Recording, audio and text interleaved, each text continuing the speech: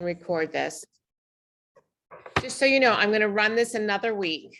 So I'll send out a new Zoom code and stuff when I get around to it. And we did all the tutorials the other day. I just haven't gotten them up yet because I haven't had a chance to really breathe or It's sleep. okay. Or sleep. It's So, okay. and it's so funny because my best friend's first grandson was born this morning, and Oh, and she sent me the text at like 7:12, and I'm like, he came at 12:12 and you're just sending me the text now? All right. like you wanted to know at the moment. Right. Yeah, And exactly. she said, and she said, I didn't want to wake you. And I said, Paul's flight didn't get in until late. So, and it's so funny because I knew it was a boy.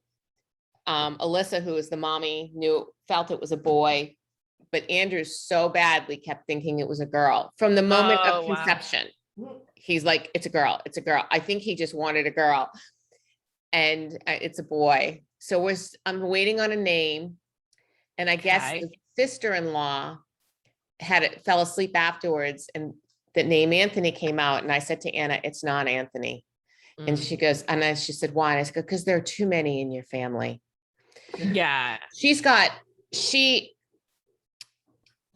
Her side is Italian. Oh. And so her wedding was 500 people. Oh my God. And that's Wow. because 200 people went away. So they had it during a school vacation week. Wow. All right. So, and I can't tell you how many Anthony's are in her family. Oh, yeah. All right. Yeah. And I said, so it's not Anthony. But I said, I wouldn't be surprised if it was a variation of a family name though. Probably. I'm just waiting. I'm like, what, no name yet? And she said they were toying with 3 of them. And she goes, why do they don't just send them to me and let me pick my favorite? I don't know. So I'm like, I don't know either, but you know, and Yeah. she goes, maybe because they knew that I'd be talking to you about it. And then everybody else would weigh in on it too. Well, but so like it probably she was probably up all night long waiting to send me that text at 7:12 this morning. Yeah. Because I know her. All right. Yeah. I know her, and I would be the same way. I'm like, don't wait for the next one. The next one's due in 5 weeks. Oh so yeah. Wow. That's a lot. It's great. Yeah. So the 2 brothers ended up getting their wives pregnant within a 5-week period of each other. So it's going to be, it's going to be interesting. I mean, they'll grow up. Do they live near each other? They live a couple towns. Yes. There, it's not like being in Atlanta where it takes 7 hours to get through one half of Atlanta to another. Yeah. They're like 20 minutes apart. Oh, that's nice. So on a bad day. They'll grow up together. But they're both, I guess, Anna is going to be the primary caregiver. So she's going to be not caregiver, but the primary daycare. Yes. All right. So, they've got it all set up with her, but one of the girls has like 6 months maternity leave. Wow. Yeah. Can't even imagine. Yeah. And she's looking forward to every second of it. Yeah. So, and she had both girls there for Easter. And she's got the couches with the recliners. So she had one girl reclining on one side, another girl reclining on the other side. And all you saw were these balls of these big, huge balls. But one is here. Yay. And I actually think today was his due date. So that's pretty good. Okay. That's pretty good. So let's get on with this while my brain is still somewhat functioning. Yes.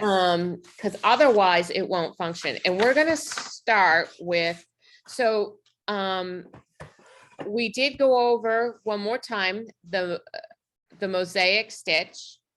Okay. Because that was the one that you're using in your crosses. And we gave you different Mosaic stitches to try. So I did in one of my circles, one of my stars, I did that's the checkered mosaic. Oh, I love that. Okay. Okay. Right there. All You do right, two that separate gives, colors. so here's the thing. So one thing I was thinking about yesterday as we were doing the tutorials finally, if somebody knits, right, the basic stitches are knit and purl. Mhm. Well, with this, the same thing with needlepoint, there are basic stitches. And once you get those basic stitches down, everything else is a variation of it Mm. in some way, shape, or form, especially when you're doing, you know, a mosaic. Okay, so because your first stitch on a mosaic is a tent stitch, and then you're just elongating the next stitch, and then you're bringing it back to that tent. And direction is what repurposes the stitch. Why they, you know, and if you start thinking about it from mosaic stitch, you have the Moorish stitch, you have a grounded Hungarian stitch, you have a Scotch stitch. You know, so you start working these stitches, and you even have a cashmere stitch. So all of this stuff, actually, if you start to thinking about it, and it hit me like a light, like a hammer or whatever. I don't know. I can't think. But it hit me. It's like all of a sudden the light went on, and I'm like, oh my God, this is just like knitting. And I've never had that epiphany before. But as we were sitting there doing it, I'm like, wait, once you get those two stitches down, you have everything else. All right. And that's why you can get to the point where actually creating your own stitches, and you're doing other things, because nothing is truly wrong. So the first group we gave you was just an overview of the mosaic and the different ways you can do a mosaic. Okay. A good thing to think about this checkered mosaic is it's almost like a gingham, right? Yeah. So it's a mosaic with a continental. Just a quick question. When you did do this, were you doing both colors at the same time, or? I how did, Yeah. but a lot of people don't. So I might have gone down and I would have done I would have maybe done a row of my mosaic, only to, you have to count it out. Yeah.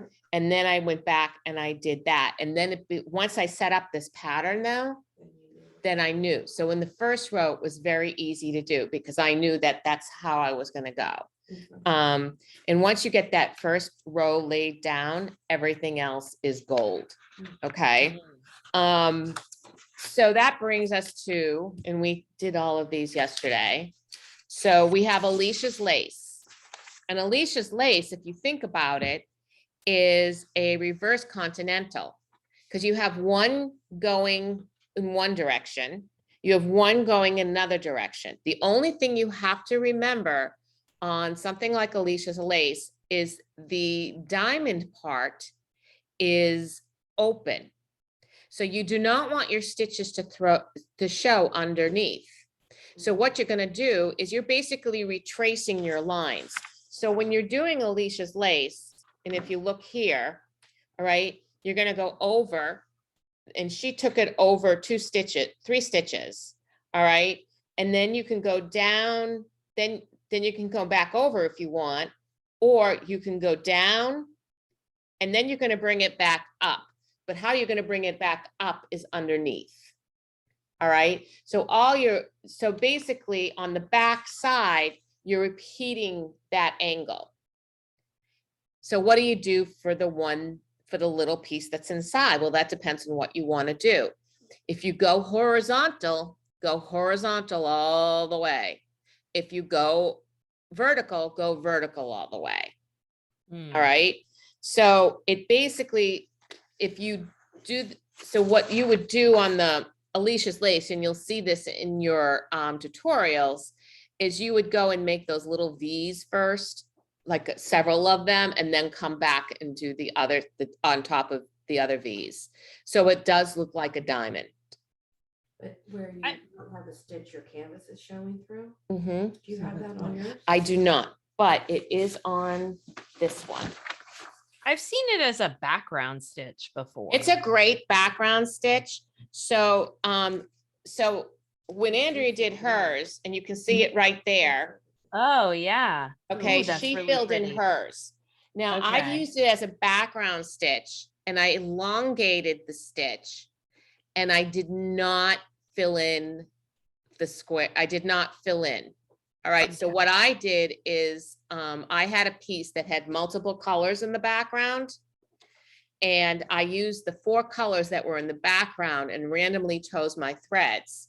So those colors come through, but it's a very open background. And what I'll do is I'll take a picture of it tonight at home, and then I'll add it to an email of how I did it. So depending on what it is, if you want your color to show through, that's something you can do, or you can add a square, a cross. You can do whatever you want in that center.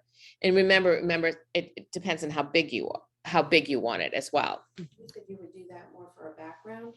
I would use that for a background. You can use it on a dress.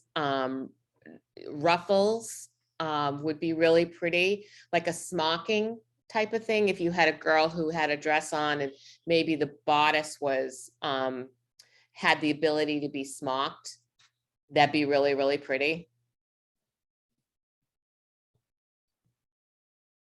So the next one up is the cashmere. And cashmere, we've both got cashmere. She's got a diagonal cashmere. Where did hers go? Hers is right there. Okay. Okay. And then I did cashmere with tent right here. Ooh. Okay. So a row of 10 between them. So a row of tent between them. So mine's right here. You can take it.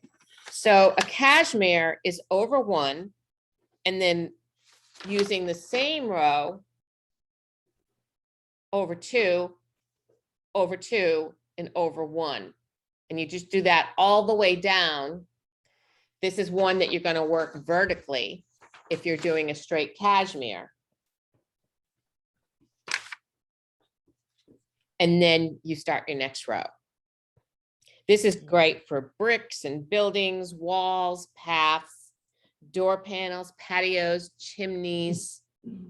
There's a lot of things, and you can change the direction, whether you go vertical or horizontal. We did a class where we took it both ways. You can take pictures if you want. Yeah, I'll probably take a picture of this. Okay. This doesn't look like this picture. So what's different about this one? That's a cashmere checkered. So that one. has, this Okay. has like that's almost a mosaic in the middle. Mm, All right.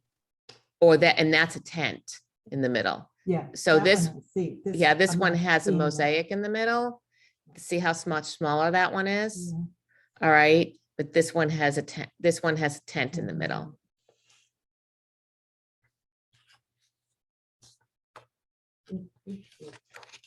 Okay, so the next one is, we also gave you brick stitches and variations of brick stitches. Brick stitches is one of the easiest stitches you'll ever do.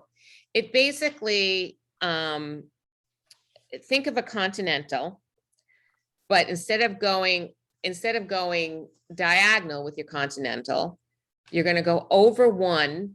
So you're basically going over 1 hole for your original brick. And then you're going to take it vertically. Well, you can take it diagonally as well, vertically or horizontally. What you want to make sure though, is that no matter, you always want to do it on even numbers. So if you've got 2 stitches and you want to make it bigger, you go to 4 stitches. All right. So what I did is it's funny, you do these things and then you can't find them. I did a triple brick. Samantha's writing. Yep. I'm looking. I did a triple brick. Ooh. Okay. Pretty. So I did over 2 stitches and I took the same line a few times. Okay. Okay. This is great for a small background, roads, paths, lawns, clothing, belts, sky.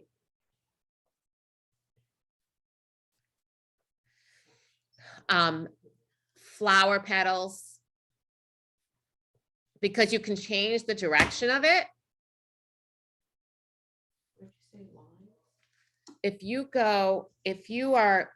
you are over one hole, okay, you got to make sure they're all over one hole. If you go over two holes, what you want to make sure is that your next row lines up in the middle of your first row. So you have it, see how this is here? See how this stops, these two are sharing the same. Well, this one comes right in the middle of, this row starts right in the middle of it. Staggered. It's staggered. So when it's done, it really looks like a brick. All right, or like bricks would. And what I did with this is I did 3 of the same and then staggered it. Mhm. So 3 rows of the same pattern. And then I staggered for the third, and you can do it triple, you can do it double, single. I probably would not go to 4, but you could for all intents and purposes. There's no police out there to kill you. So then we also did the diamond ray stitch. And the diamond ray stitch is great for garlands, wreaths, foliage, birds, trees, clothing. And this is it's easier to see it on this one here, Yeah. okay? Or you can go this way. So, and we're on the tutorial, Andrea started out at one of the ones that goes over 2, and then up and over one, over another one, and then straight up, because the bottom, they're all in the same hole down below. Okay. So, and which is going to give you that leaf effect, which I have that right here. Oh, that's pretty. Okay. And so does the canvas show through? Nope. No canvas showing through, because you're going to start your next row right in the center of those 2 diagonals. So I have that right here, Sam. Oh, that's pretty. Yeah. And one place I used it was in the tail of, I did a manatee from Charlie Harper, and I used it in his tail. Okay. And so that's his entire tail. I don't know why I was crazy enough to do that, but I did. And then we also did, because I think I sent you more than what I redid this, and of course I didn't. Hold on. You had Scotch and Okay. crisscross Hungarian. Okay. So the Scotch stitch is over 1, over 2, over 3, over 2, over 1. And what it does is it creates a square on your canvas. Okay. And once you've got the first row set up, everything else should be golden if you're doing a straight Scotch. And I have a straight Scotch right here. Ah, Okay. I remember Then you talked about that for the frame that came in our stitch boxes. Yes.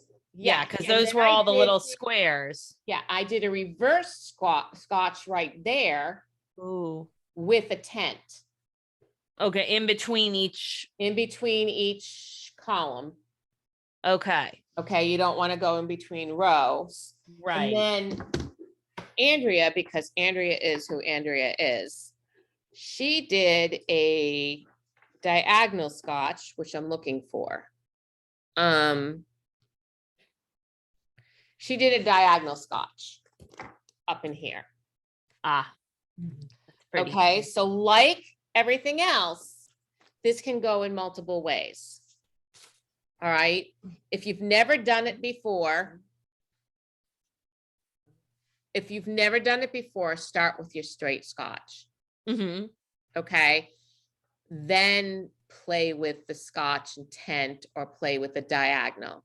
And honestly, if you're doing a diagonal, it's very similar to doing a mosaic. Once again, it brings us back to that very beginning. So crisscross Hungarian looks like a basket when it's done. Okay. Hers is in the center. That pink with the light pink. Okay. Okay, that's called the crisscross Hungarian. So basically what she did is she put, I don't know what she put in the middle. It looks like she put a little cross in the middle. So the way this is set up, and you'll find this when we go to the, when we get to the tutorials, is think about the mosaic one more time, but this is over 1, over 2, over 1, and then you're going to move over 1, 2, 3, over 1, over 2, over 1, 1, 2, 3, over 1, over 2, over 3. And then you're going to go down and start your next row. And what you want to remember is that your longest stitch will come right up underneath the shortest stitch. And if you've done that, you've set yourself up perfectly. Okay. Okay. This is a good decorative stitch, but it can be used, and in the middle, you could do a knot, you can do a bead, you can leave it open, whatever you want to do. This is great for clothing, baskets, Santa's bags, animals, birds' nests, sand, shrubs, hats. So there's lots of use for something like this. I would not do this in the background if my life depended on it, especially a large background.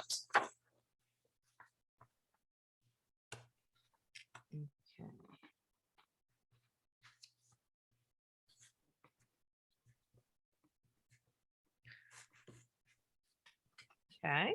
Okay. All right, Sam, what else did I have in there? Oh, let's see. Hold on. Oh, you had balloon and Mayan. Okay, so the balloon Yeah. stitch is, it starts out like tent. So, but you're going, it's easiest if you go vertical or horizontal. And you would have 2 of the same stitch. So two stitches, then over 1. So basically, as you expand, okay, you expand to a certain point, and remember that your first 2 stitches have to be the same length, that have to be, you have to have 2 stitches at the beginning and 2 stitches in the middle, and then you start to decrease, and then 2 stitches at the end. And the reason why you do that is when you get to the point where you start doing your next row, your shortest stitch then becomes your longest stitch, okay, next to it. And you need to have, in order to do it correctly, you want to be in the position where you are, it will look like a balloon, or sometimes they call them pavilion diamonds. But it's hard to see it, but that's what it looks like there. And you'll see it better when we do the tutorial. Yeah. But it's a fairly easy stitch and it takes up space very easily. It's great for background. It's great for it would look good on a dress in certain areas. So there's lots of different places that you can use that one. Okay, the Mayan stitch. I actually really enjoyed the Mayan stitch. When I was laying it out the first time, I'm like, all right, how this is going to work? And I will say I had to go back and do it again. But you think of a mountain climbing. Okay, so you're climbing a mountain and it starts out with the base is the heaviest part. It is right here as well. And then, so you're always going to start out, all the way down, your pattern is the same. Okay, so we have 1, 2, 3, 4, 5, 6 rows. Start the pattern. It's over 1, over 2, over 3, over 4, over 5, over 6, I think. 1, 2, 3, 4, 5, 6. Yes.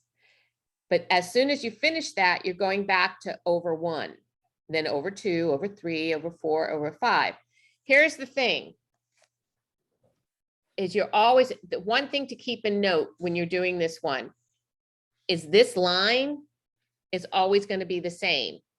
It's going to be your hearts. It's going to be like that wall, right? Think of a wall that you can only line up one way. There's no ridges or anything. So there's always going to be a straight line, which is great because when you go to do the next, when you go to do the side next to it on the going one way, you're just meeting up with that straight line. Your Okay. longest stitch in your next row becomes your shortest stitch. So it's almost like a reverse triangle when it's done. And the short one and then the longer one next to it, they go through the same. They go through the stitch same here in that hole. middle. Mhm. Okay. Yeah, So when you started it, did you just? I started it right here. I don't know what that is, but I Oh, that started makes it right sense. here and I used it over here too. So there's one right here. Oh, wow. It's subtle.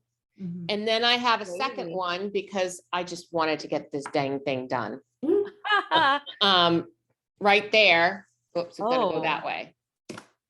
that's pretty. Okay. And it's, like I said, it's great for a background. You can do 2 different colors on something like this. Go for 2 different colors.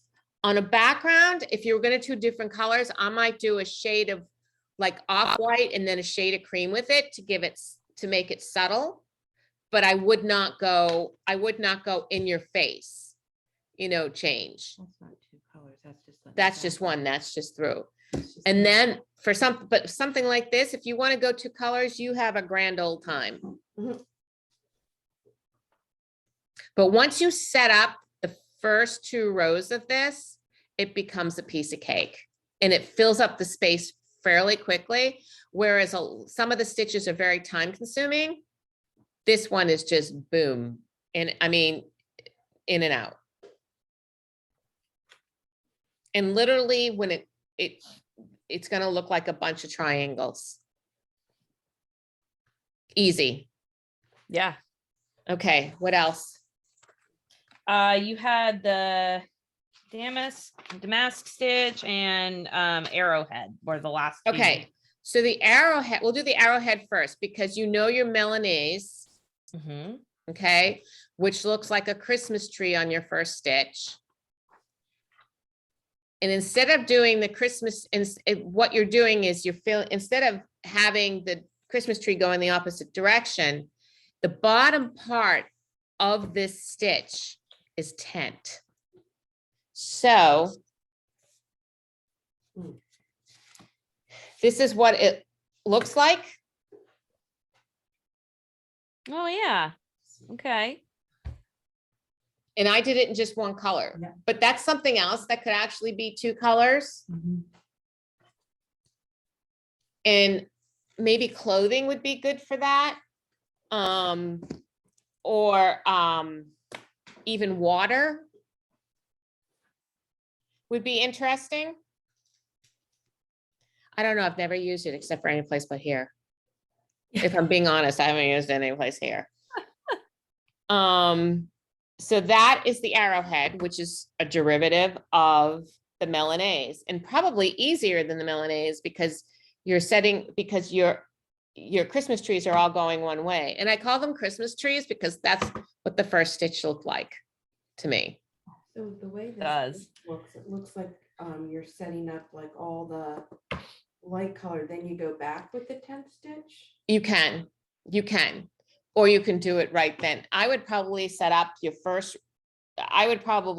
couple of them and then go back and do it. But this is one where it definitely is a little bit different. Okay. damask stitch. Let me see if it's in this one.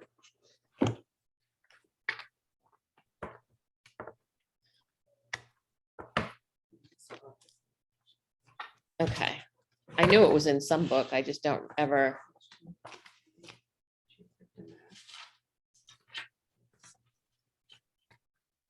All right, let me borrow your book for a second. Oh, Okay. damask. Damask. Mhm. Damask. Sometimes they call the damask stitch a fern stitch. Sometimes, I don't know. I've seen it other names though. And really what I think this is perfect for, like a tree trunk or leaves. I've also used it in clothing. It's right here. Okay. So what this is so basically you're creating an angle on this. So, and then all you're doing is as you go down, you're following that angle. Mm. I did it differently than they show in the book. All right. So this is what it looks like, Sam, in the book. And which is that stitches to go? Yeah, it's page 10. All right. They show it where they did all of the vertical lines first, and then they went back and did it. So for every vertical line, they're stepping down one stitch. Okay. And then they went back and they started doing the other ones. And all you're doing is stepping back one stitch for every row. So it gives you the illusion. All right. I found it easier to do one group for, you do your vertical, then your horizontal, because then I could follow each one. And it meant I was doing more work underneath because I was retracing, but I just found it easier to do it that way. All right. And maybe that was me and mentally having to set it up.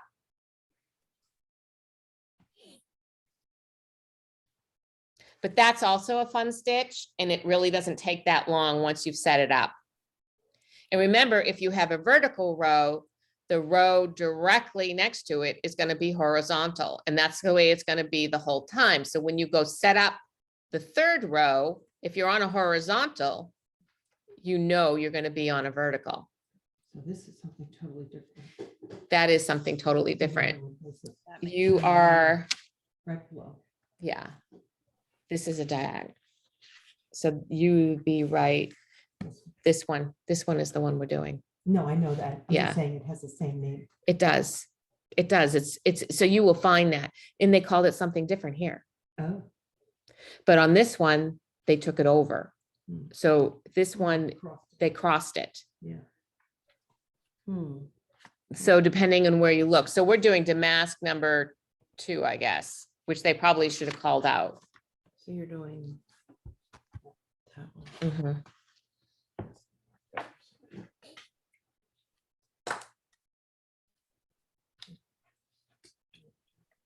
No, I don't need it back.